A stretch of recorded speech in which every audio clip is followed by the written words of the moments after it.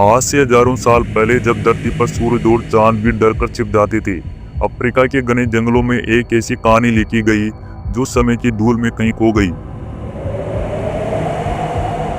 ये कहानी है आदि मानव की और एक ऐसे राक्षस की जिसका नाम सुनकर ये हड्डियां कांप उठती थी।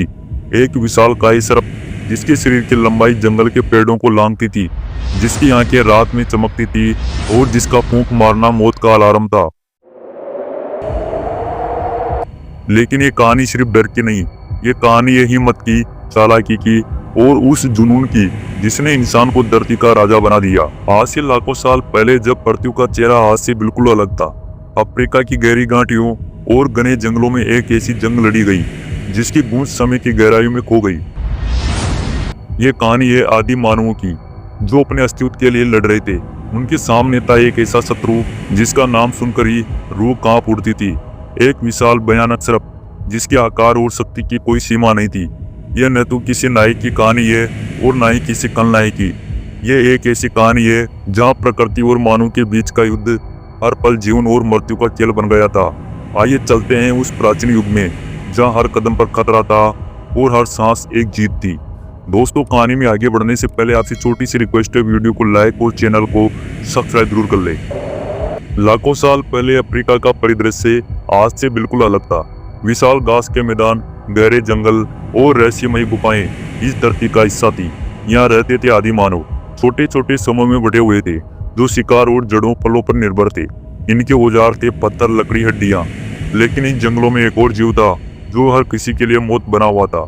महासर्प, एक विशाल सांप जिसकी लंबाई 50 फीट से अधिक थी। इसका शरीर इतना मोटा था कि एक पूरे पेड़ को लपेट सकता था। इसकी चमड़ी पत्थर से कठोर, दांत तलवार से तेज और गति इतनी तेज थी कि पलक झपकते ही शिकार को निगल जाता था। ये सांप जंगल के सबसे गहरे हिस्सों में रहते थे जहां सूरज की रोशनी भी मुश्किल से पहुंच पाती थी। आदि मानवों के लिए ये सांप सिर्फ शिकारी नहीं बल्कि एक देवी आपदा बन गए थे। कहानी उस समय शुरू होती है जब आदि मानवों का समूह नदियों के किनारे बस्ती बनाकर रहने लगा। आदि मानवों ने अपने कई साथियों को खोना शुरू किया। रात के अंधेरे में जब आदि मानवों का पूरा समूह सो रहा होता, महासर्प चुपके से आता और एक दो लोगों को निगल जाता। उनके गायब होने का कोई सुराग नहीं मिलता, सिवाय जमीन पर खिसकने के विशाल निशान थे। आदि मानवों ने पहले इसे प्रकृति का प्रकोप माना, लेकिन जल्दी उन्हें समझ में आ गया कि यह कोई साधारण शिकारी नहीं। इन्होंने देखा कि ये सांप इतने विशाल थे, इनके पत्थर के बाले और लकड़ियां इनके सामने बेकार थी। फिर भी जीवित रहने के लिए इन्होंने सांप से युद्ध छेड़ने का फैसला किया। यह युद्ध कई पीढ़ियों तक चला, जिसमें ना तो कोई नायक था ना कोई विजेता। यह सिर्फ अस्तित्व की लड़ाई थी। आदि मानवों ने धीरे धीरे महासर्पों से लड़ने की रणनीतियां बनानी शुरू की। उन्होंने देखा कि ये सांप रात में ज्यादा सक्रिय होते हैं, इसलिए उन्होंने दिन में शिकार करने की योजना बनाई। आदि मानवों ने सबसे पहले गहरी खाइयां खोदी जिसमें नकुली लकड़ियां और पत्थर लगाए गए।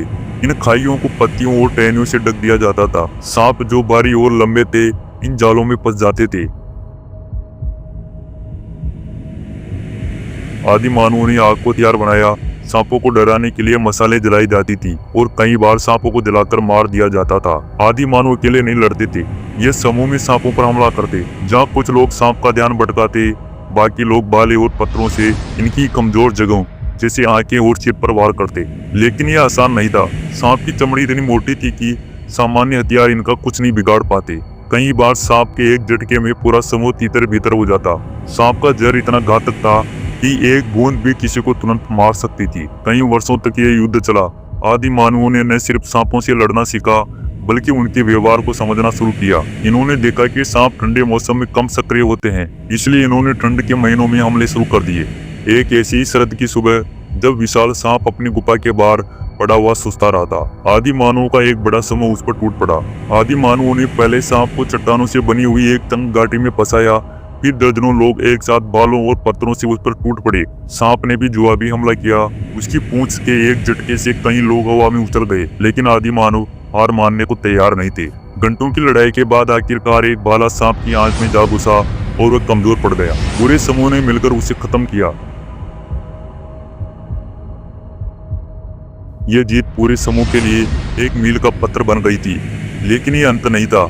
जंगल में और भी महासर्प थे और ये युद्ध पीढ़ी दर पीढ़ी चलता रहा।